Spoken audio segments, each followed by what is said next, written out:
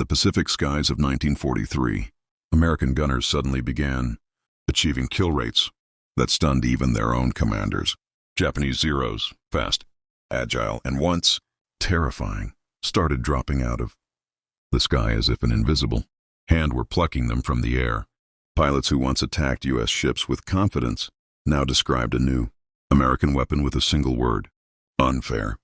What the Japanese didn't know was that the Americans had quietly deployed one of the most revolutionary inventions of World War II, an electronic brain small enough to fit inside an artillery shell, smart enough to detonate itself at the perfect moment, and devastating enough to change the balance of air power forever. This was the weapon the Allies refused to let fall into enemy hands. The weapon guarded so closely that ships were ordered to destroy themselves if even a single unexploded shell risked capture. This was the VT proximity fuse, the fuse that made gunners deadly. Zero pilots desperate, and the Pacific War a very different battlefield. The problem no one could solve. By late 1942, the U.S. Navy faced a brutal truth. Traditional anti-aircraft fire simply wasn't enough.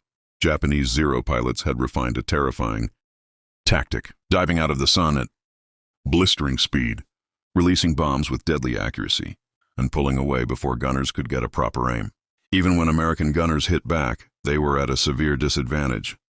Anti-aircraft shells of the time relied on impact fuses, but a shell hitting a fast aircraft was nearly impossible. Timed fuses, requiring perfect calculations of altitude, distance, speed, and trajectory. In combat chaos, perfect was impossible. On average, it took over 2,500 anti-aircraft shells to bring down a single attacking aircraft. Commanders knew something had to change, yet no one had a solution, until a group of scientists decided to attempt the impossible, a fuse with a mind of its own. In a secure laboratory at Johns Hopkins University's Applied Physics Lab, a team led by physicist Merle Tuve asked a radical question. What if the shell could decide for itself when to explode? Their dream was something unheard of. A miniature radar system placed inside an artillery shell, a device that could sense a plane passing nearby, then detonate automatically at the moment of closest approach. The idea sounded absurd. The problems were enormous. The electronics had to survive. Being fired from a gun at 20,000 of acceleration, forces that crushed most devices instantly. The circuit had to be tiny, durable, reliable, and cheap to mass produce. It had to function in rain, fog, heat, cold, and intense vibration. And most critically, it must never fall into enemy hands, because if Japan or Germany learned how it worked, they could copy it. But Tuve's team refused to give up, breaking the laws of physics almost. To make the proximity fuse work, the team miniaturized radio components to extreme limits. They experimented with miniature vacuum tubes, shock-resistant capacitors, micro-wiring coils, battery systems that activated only after firing. Each test cost money, time, and equipment.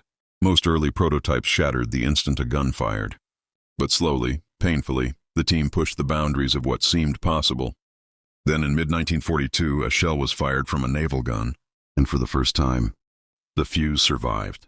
It emitted a signal, sensed its reflection off an aircraft-sized target, and triggered a detonation at the exact calculated distance. The room erupted in disbelief and then celebration. They had created something the world had never seen. A radar-guided shell, too secret to fail. The U.S. military immediately recognized the fuse's value. They also recognized the danger. If Germany or Japan captured even a single intact fuse, the advantage would evaporate. So strict rules were written. VT shells could only be used far from enemy ground forces. They could never be used in land battles where a dud might fall. If a ship carrying VT ammunition was at risk of capture, it was to destroy all fuses, then scuttle itself. This was not paranoia. This was preservation of the most important technological secret since the atomic program. Navy officers called the fuse our most sensitive classified technology after the Manhattan Project. First combat tests at sea. By early 1943, the Navy prepared for the fuse's first real-world test. The location, the Pacific Solomon Islands. American ships were increasingly ambushed by Japanese air attacks. Zero fighters swept in low and fast, while bombers used cloud cover and steep dives to strike vulnerable targets. On a warm, humid morning in early 1943, the first VT-equipped guns were loaded aboard U.S. ships. The crews were nervous. No one knew exactly how the fuses would perform in a real attack. When radar spotted incoming Japanese aircraft, the order came.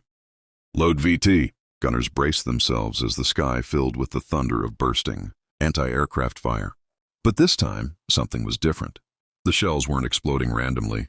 They weren't bursting too early or too late. Instead, they were exploding right next to the Japanese planes. Observers reported a Zero losing a wing instantly, another bursting into flames mid-maneuver, a bomber shattering from shockwaves alone. Within minutes, the attackers were in chaos. One gunner later said, "It looked like swatting flies. They never had a chance." Commanders were stunned. The kill rate was unlike anything they had ever seen. The proximity fuse had arrived, and the Pacific War would never be the same. A new kind of firepower. After the first successful combat use, American commanders immediately understood what they were witnessing. The proximity fuse was not just an improvement, it was a revolution.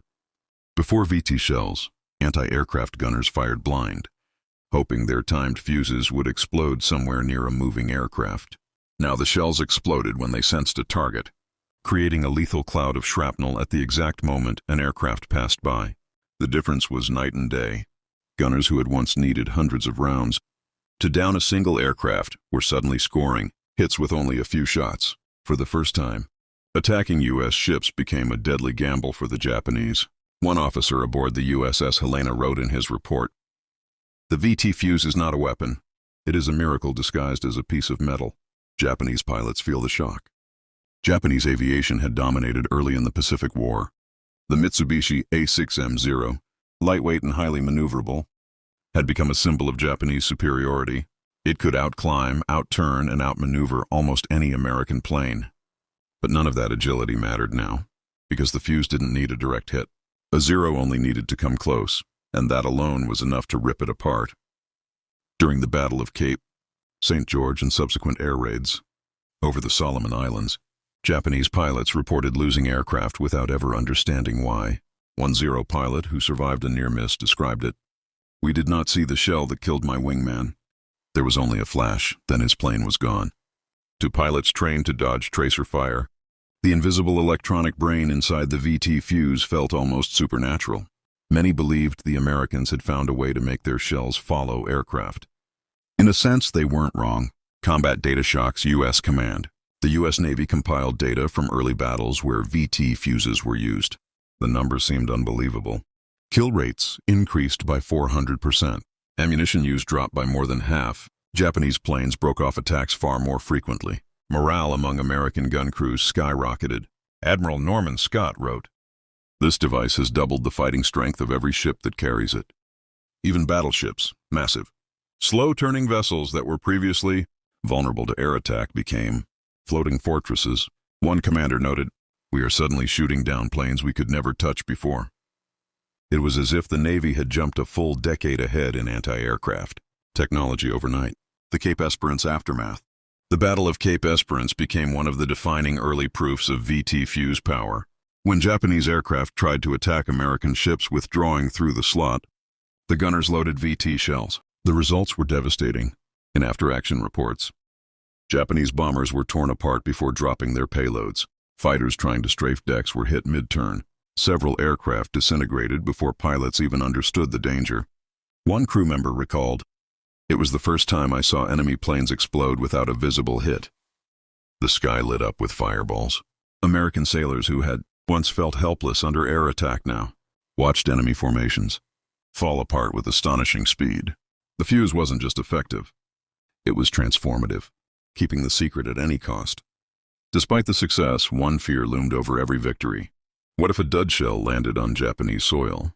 If the Axis recovered an intact fuse, they could reverse engineer it, copy it, and nullify the American advantage. Worse, they could use it against the Allies. For this reason, the following orders were strict and absolute. VT shells could not be used near enemy coastlines.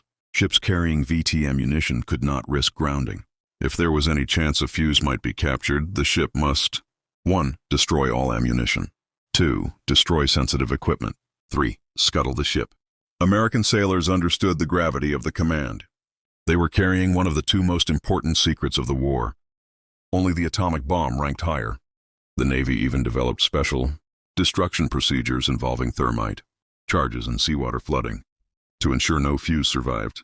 To the outside world, the fuse was just another piece of metal, but inside it was the brain that could change the war. The fuse goes to war in the Marshalls. In early 1944, as the U.S. advanced across the Pacific towards the Marshall Islands, Japanese air attacks intensified. The Japanese High Command was desperate to slow the American advance, but the Americans had a new confidence. Their gunners were no longer guessing. They were hunting. When Japanese planes dove toward U.S. carriers near Kwajalein, gunners waited calmly. As soon as the aircraft entered range, the sky erupted in perfectly timed bursts. A VT-equipped shell exploded beside a Zero, severing its tail. Another detonated beneath a bomber, flipping it over. A third exploded just ahead of a dive bomber, shredding its control surfaces. Observers described it bluntly. The Japanese were being shredded before they fired a shot. For the first time, Zero pilots began refusing missions unless ordered directly. They believed the Americans had invented a weapon that made survival nearly impossible. They weren't wrong. Chapter 12, U.S. Gunners Become Deadly Marksmen. Before VT fuses, AA gunners needed years of training to hit moving targets. Even then, their success was unreliable. Many veterans openly admitted anti-aircraft was guesswork. But with the proximity fuse, the job changed from guesswork to deadly precision. Gunners now only needed to track a target, estimate direction, fire bursts in its general path. The fuse did the rest. This change had enormous psychological effects. Gunners became confident instead of anxious. New recruits performed almost as well as veterans. Morale on ships rose dramatically. Bombing runs became far more dangerous for the enemy. Aboard the USS New Orleans, one sailor wrote, "We felt like someone had turned on a light switch. Suddenly we could hit anything that came at us." The Japanese changed tactics. The Japanese quickly realized they couldn't keep attacking the same way. Traditional dive bombing and torpedo runs were suicidal. So they made 3 tactical adjustments. 1, higher altitude bombing, but accuracy plummeted. 2, night raids, but radar-directed AA fire still hit them. 3, mass attacks, hoping to overwhelm defenses. None of it worked. Even when dozens of planes attacked at once, the VT fuse turned the sky into a lethal web of shrapnel. Aircraft flying in tight formations were shredded together. A U.S. commander described it. They were dying so fast that we could not count individual kills. By mid-1944, Japanese losses in air-to-ship attacks were so severe that many units simply ceased to exist. The Americans had changed the rules of aerial warfare, and the Japanese had no answer. The secret weapon that broke the sky, in 1,300+ words. Radar plus proximity fuse, a deadly combination. By 1944, American ships had something no other navy possessed. Fully integrated radar fire control combined with VT proximity fuses. This combination was lethal beyond anything seen before. Here is how it worked. 1. Radar detected incoming aircraft far beyond visual range. 2. Computers calculated their speed, altitude, and path. 3. Gunners fired shells into the predicted interception point.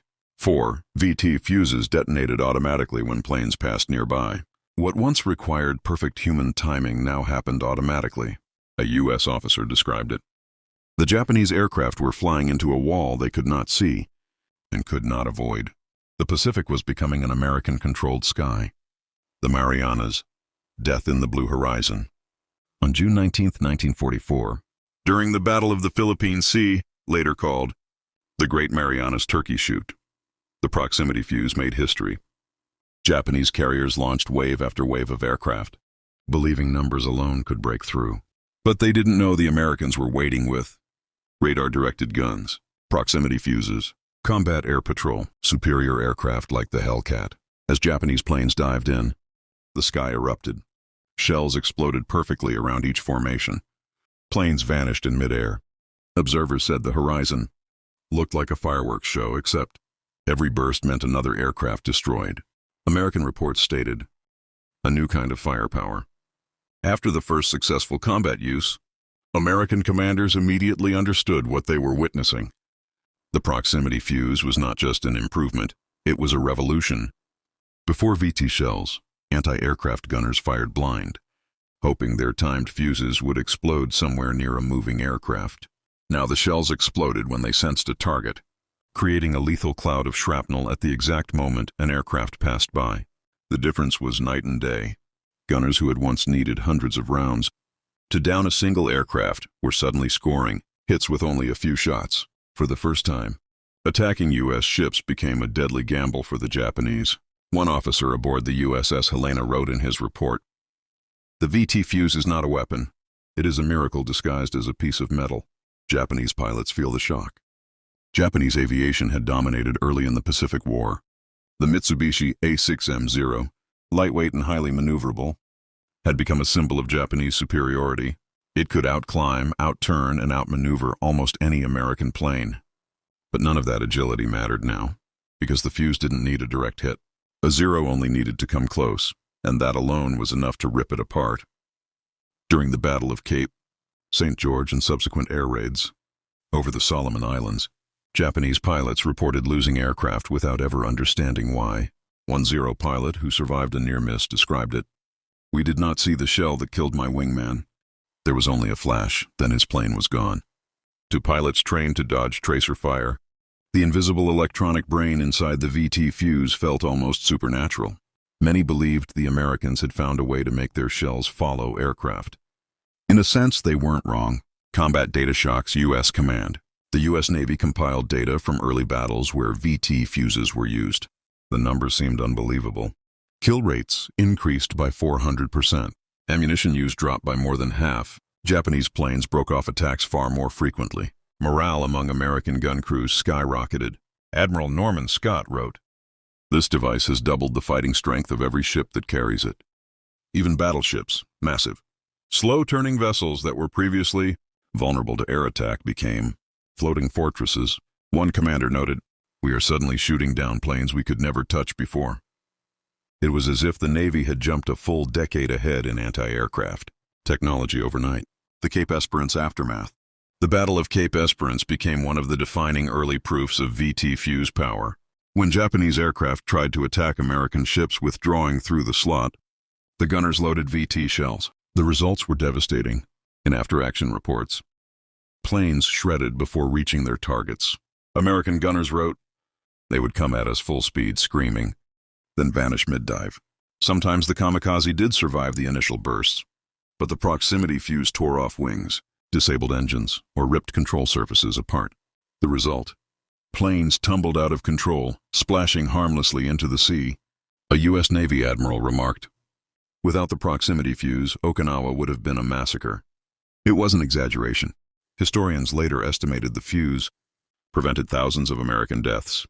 During the kamikaze campaigns, the fuse protects the fast carriers. The American Fast Carrier Group's task force, the 8 and 38, were the backbone of the Pacific assault. They launched airstrikes, supported ground invasions, and hunted enemy fleets. Losing even one major carrier would be a devastating blow. Japanese pilots knew this. They targeted carriers relentlessly.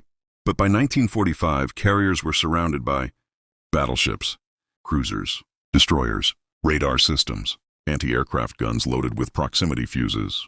This created a layered shield no air attack had ever broken. When enemy waves approached, 1. Outer picket ships fired VT bursts. 2. Inner defensive rings fired more. 3. Close-range weapons finished survivors. In many attacks, not a single Japanese plane reached the carriers. One U.S. sailor said, "It looked like an invisible dome protecting the fleet." That dome was made of radar and proximity, fuses Japanese desperation and final attempts. By mid-1945, Japanese pilots began to suspect something strange. Their planes were exploding without visible hits. Anti-aircraft shells burst at perfect moments. Even evasive maneuvers didn't work. Flying low or high made no difference. Some pilots tried corkscrew dives. Others attempted sudden vertical climbs. Some flew at treetop level. Nothing worked. A Japanese naval officer recorded, "No tactic survived contact with the new American shell." The Zero, once feared across the Pacific, was now prey. The secret that never fell into enemy hands. One of the greatest achievements of the U.S. Navy. Not a single working proximity fuse was ever captured by the Axis. American crews destroyed. Duds, shell fragments, unexploded ammunition. Entire ammunition stores if needed.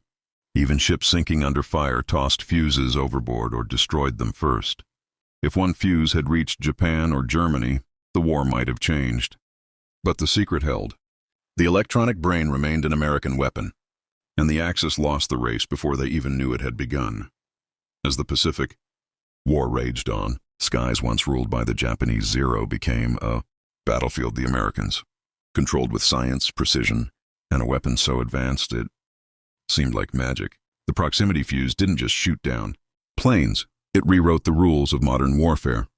It gave U.S. gunners the power of a guided weapon decades before guided missiles existed. It shielded fleets, it saved thousands of lives, and it helped bring an end to the most devastating conflict in human history. If you enjoyed this deep dive into forgotten battlefield technology, make sure to like the video, subscribe for more World War II stories, and ring the bell so you never miss a new episode. Thanks for watching, and remember, history isn't just about the battles we remember. It's about the secret inventions that changed everything.